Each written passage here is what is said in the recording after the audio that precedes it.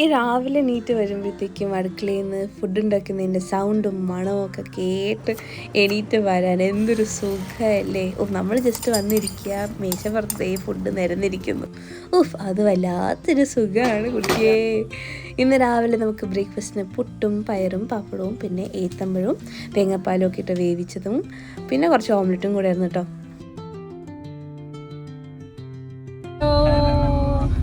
നമ്മളൊരു സ്പെഷ്യൽ പരിപാടിക്ക് പോവാണ്.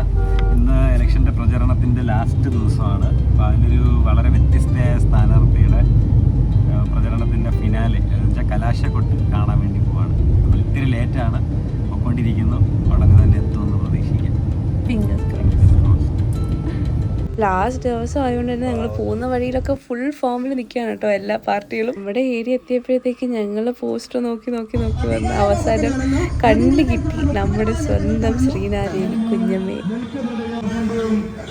നാമനിർദ്ദേശ പത്രിക സമർപ്പിക്കാനുള്ള യോഗ്യതയില്ല എന്നും അതിനാൽ നാമനിർദ്ദേശ പത്രിക തള്ളണമെന്ന് പറയുകയും അതിനെ തുടർന്ന് ഏതാണ്ട് അരമണിക്കൂറിലധികം എന്റെ നാമനിർദ്ദേശ പത്രിക അവർ മാറ്റിവെച്ചതിനെ തുടർന്ന് പിന്നീട് വിശദമായ പരിശോധനയ്ക്ക് ശേഷം ഏതാണ്ട് 1 മണിക്കൂറോളം എടുത്തു. പിന്നീട് എന്റെ നാമനിർദ്ദേശ പത്രിക ജനാധിപത്യത്തിന്റെ ഏറ്റവും വലിയ ശക്തി, ആ ജനാധിപത്യത്തിന്റെ ശക്തിയെ കുറിച്ച് സാമാന്യ ബോധ്യമില്ലാത്തത് കൊണ്ടാണ് ഇത്തരത്തിൽ ഉമ്മാക്കി കാണിച്ച് പേടിപ്പിച്ച് കളയാം എന്ന് ഞാൻ വിചാരിക്കുന്നു. ഇലക്ഷൻ്റെ വിശേഷങ്ങളൊക്കെ അമ്മയും ശ്രീനെയൊക്കെ വിളിച്ച് പറയുമ്പോൾ ഞങ്ങൾക്ക് ഭയങ്കര വിഷമമായിരുന്നു കേട്ടോ. പക്ഷേ അറ്റ്ലീസ്റ്റ് ഇലക്ഷൻ്റെ ആ ഒരു തലേ ദിവസവും പിന്നെ ഇലക്ഷൻ്റെ ദിവസവും റിസൾട്ടിൻ്റെ ദിവസവും ഒക്കെ നമ്മളിവിടെ ഉണ്ടല്ലോ എന്ന് ആലോചിക്കുമ്പോൾ ഭയങ്കര ഒരു സന്തോഷം തന്നെയാണ്. പിന്നെ ഈ കലാശക്കൊട്ടിൻ്റെ സമയമാണ്.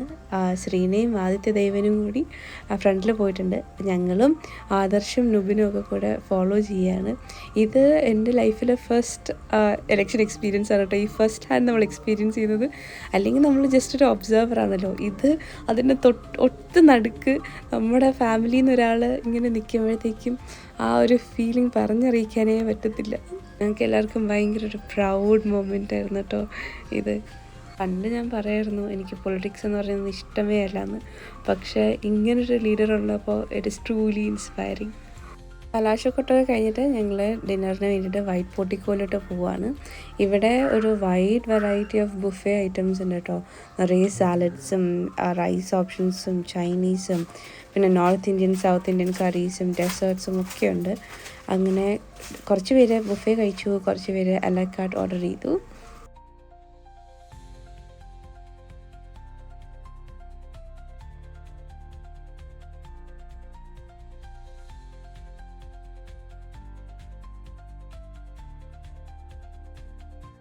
ഇങ്ങനെ സംസാരിച്ചുകൊണ്ടിരുന്നപ്പോൾ നമ്മുടെ ഫുഡൊക്കെ വന്നു. ചിക്കൻ മാഞ്ചോ സൂപ്പും പിന്നെ ബീഫ് സ്റ്റേക്കും ഫ്രൈഡ് റൈസും ഷെസ്വാൻ ചിക്കനും ഒക്കെ ആയിരുന്നു.